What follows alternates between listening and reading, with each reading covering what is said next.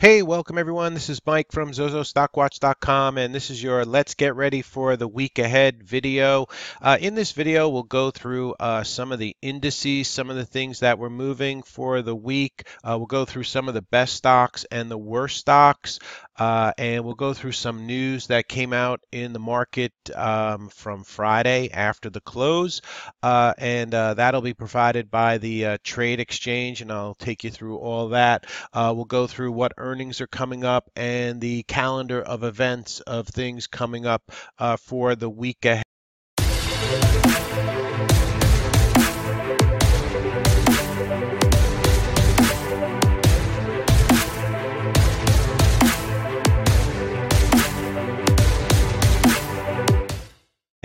Let's go ahead and take a look at the Qs right now. Very strong. All right, technology's been leading the way. We are up here at this 177, 178 area now.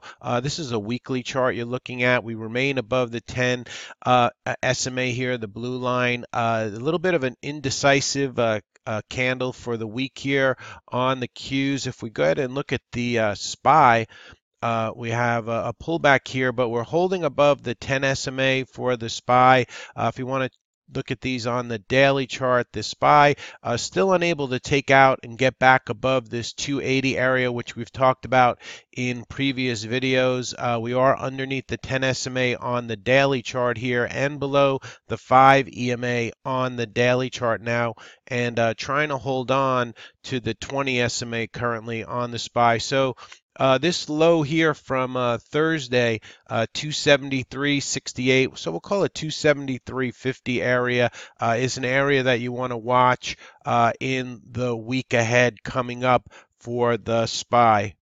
So we'll go ahead and look at some other markets too. The IWM has been very strong for the past few weeks.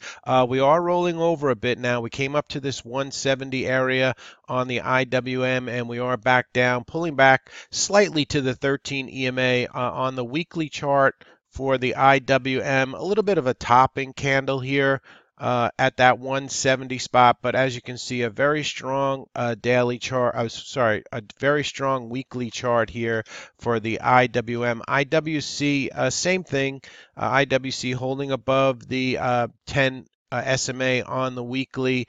Good strong chart there on the daily chart, though. A slight pullback to about the 13 EMA on the IWC. Let's look at the SMH. Now, the SMH on the daily chart, we are below the 10 SMA and below the 5 EMA, coming up maybe for a possible 50 SMA a test here, the blue line, which is at around 105.08. So we'll call it 105 on the weekly chart for the SMH. We still are above the 10 SMA and above the 20. The 10 SMA is currently at about 105.15 on the weekly chart. So 105 is a very important area for the SMH.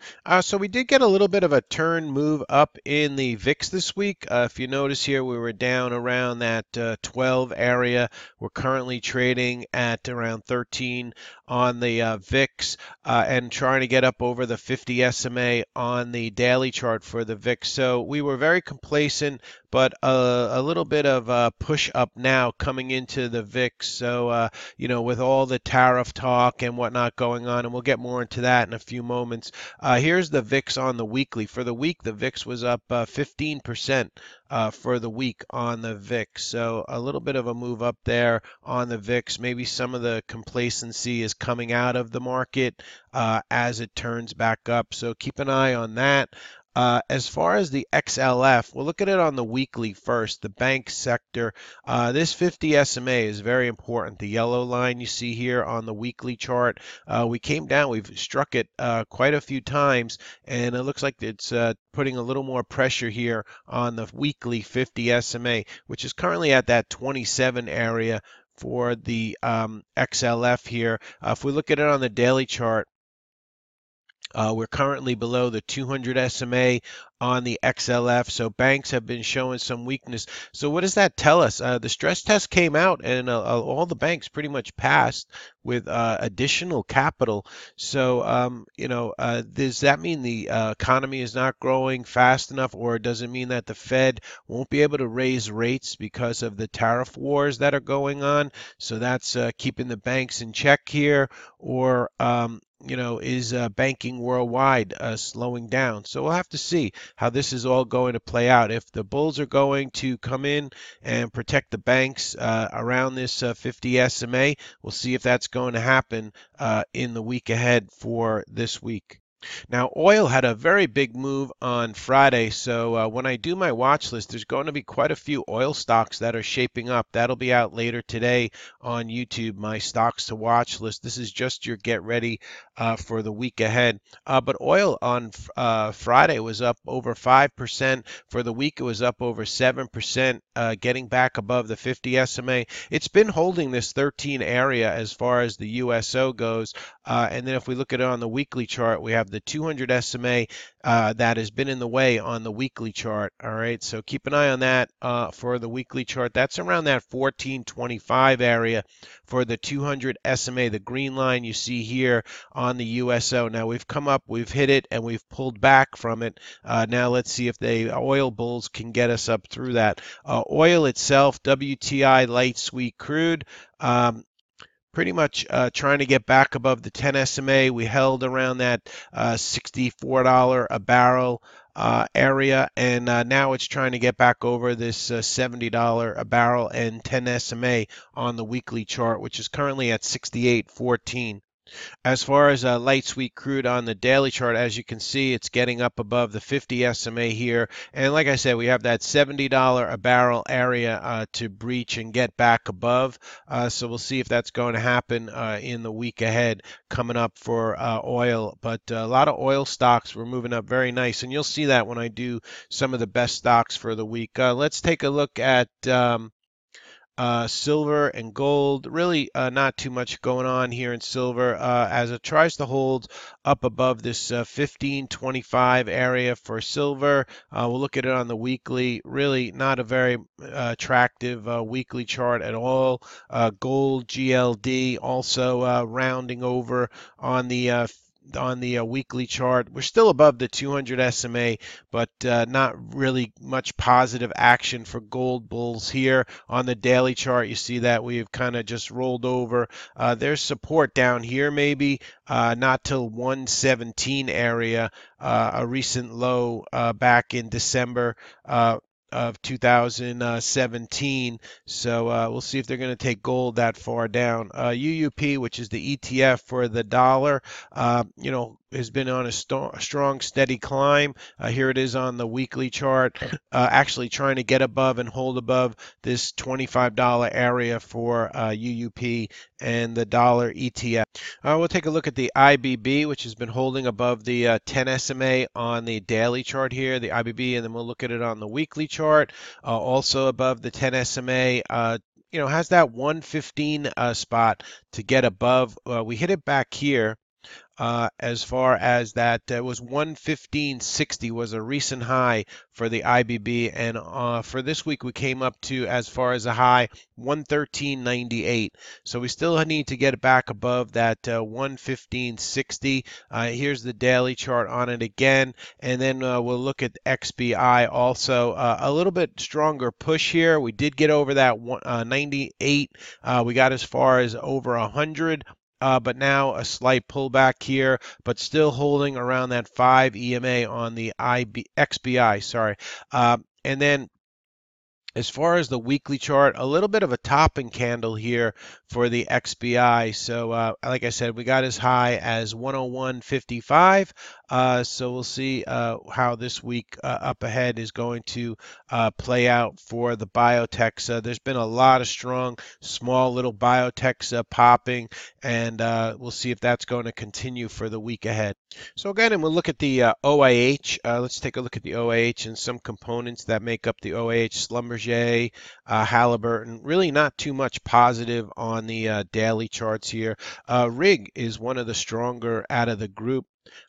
which got good volume on Friday, RIG. So out of the OIH, the charts that I went through, RIG looks the best out of those. BHGE, which is also oil services sector, also just trying to hold above the 200 SMA. So the OIH really didn't get much buying as oil moved up, but XOP is starting to break out of this triangle here on the XOP. The energy names held around that 50 SMA, and now they're currently trying to break it out of this wedge here and maybe push this higher. So oil, gas, and exploration. And like I said, we're going to go through some charts of some of the stocks in the oil sector because they came up on my best stocks for the week. So we'll do that in a few minutes.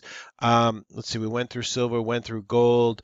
We'll take a look at the Dow itself with the new addition of WBA to the Dow. We're still below that 25,000 spot here on the Dow. Now below the 50 SMA, maybe going to retest the 200 SMA as we've done before on the Dow. More multinational companies in here.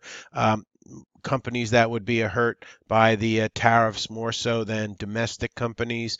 So maybe that's the difference why IWM has been moving up and the Dow Jones at 30 has been kind of rolling over.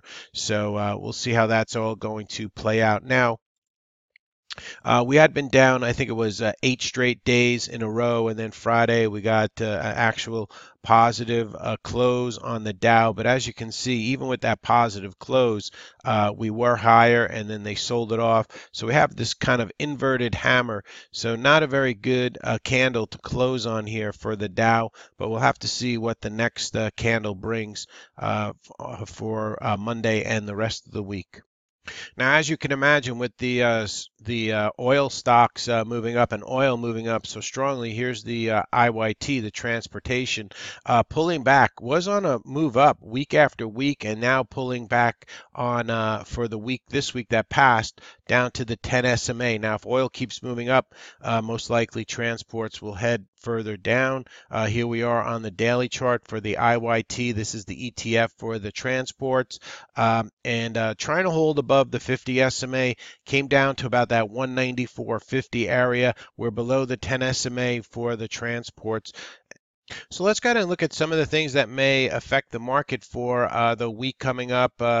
Traders are worried about the all-out trade war, so this is a big thing that could spiral out of control. This from Business Insiders, an article. So keep an eye on that. Tariff wars have not ended yet, and we're going to see how much more verbiage that we're going to get this week from China and from President Trump. Also, over the weekend, Trump sent a letter to Trudeau calling for an increase of NATO defense spending. I believe in July there's a meeting with NATO and the members of NATO with President Trump, and also he's supposed to meet with the president of Russia, Vladimir Putin, and that's going to happen in July also. So a lot of global news still will be coming out for the weeks ahead as Canada, Trudeau, and other NATO nations try to work out things with the United States and President Trump. As far as calendar of events for next week, this courtesy of the Trade Exchange. This is a really great calendar that they put together every week. Not only do you get the economic information that's coming up, say for Monday and the week ahead, but also if you click on these links here, you can get what earnings are coming out each day. If you go to Tuesday, you can see earnings coming out for that day before the bell, after the bell. Also, they're putting here news for biotech also. So for AKAO. They have news coming out on June 25th, FDA decision for one of their treatments here.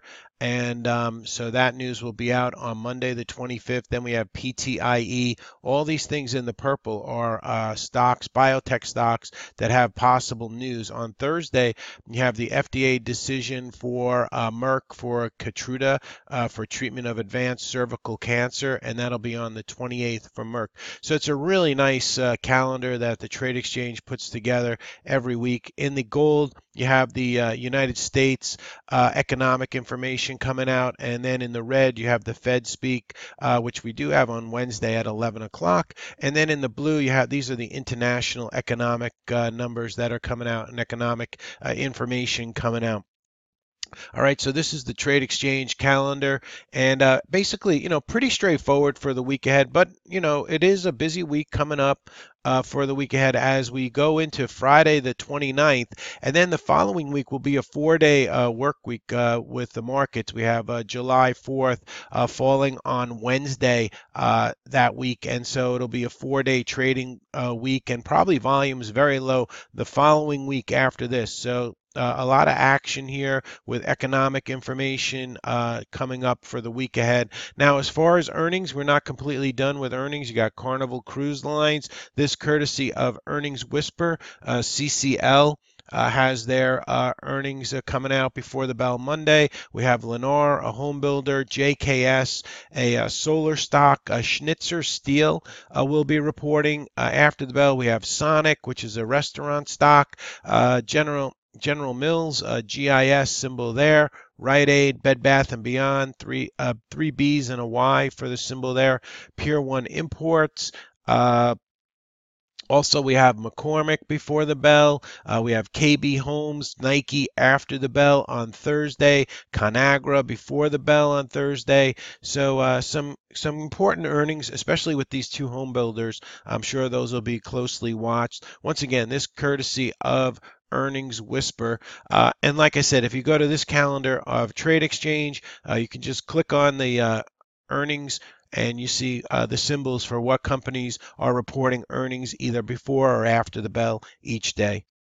Another emailing that I get from the Trade Exchange is their daily circulated market wrap up that they put out. They do one before the open each day, and then they put one out at the market close. This is the market wrap up from Friday. A lot of good information in here.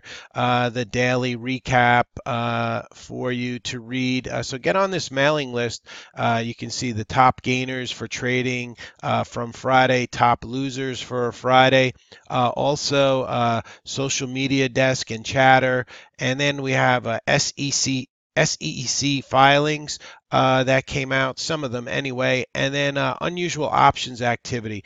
You had unusual call activity in FTI, PCG, ALNY for solar, letter X had unusual call activity. Then on the put side, you had DNR and Urban. So this courtesy of the Trade Exchange also. Some news that came out Friday after the bell. Let's see, we had ASPA announces additional organizational changes. ALT restructures financing agreement. MGTX Perspective reports 17.3% stake in that name. Bitcoin breaking down below 6,000 over the weekend. Trove, TROV CEO resigns. We also had ARY with some news over the weekend. IRWD had news. Amgen with some news over the weekend. Mankind presents positive clinical data for one of their drugs. So Mankind, some news over the weekend. Some top insider purchases that came out, once again, courtesy of the Trade Exchange. DDR, CLI, LRAD, KIN had some insider purchase, RNWK, and DSPG, DEST also with an insider purchase there. So some insider purchases that came out after hours on Friday. So that's some news that came out over the weekend. So let's go ahead and go through some of our best stocks for the week. And the reason I like to do this is I like to see what stocks were moving, what sectors maybe were moving from or what stocks from what sectors were moving, or maybe there's some chatter on a stock that moved it up. Now, DRI, Darden Restaurants, they had earnings and the stock moved up 16%. Big move up in DRI, nice gap up. Here it is on the daily chart on DRI. Next up for best stocks of the week, we had ANF, a retailer, up 10% for the week. GME, potential to be taken out and go private, GME. So this stock moved up. You see the volume that came in it for the week that passed, over 54 million shares. The stock up 11% for the week. SFIX, unconfirmed chatter on this name. Even got a mention by Josh Brown on CNBC halftime show as a stock that he liked. So this stock, Stitch Fix, up 17% for the week.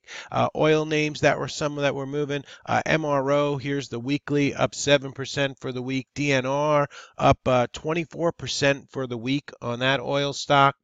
NE with a big move up, 10%.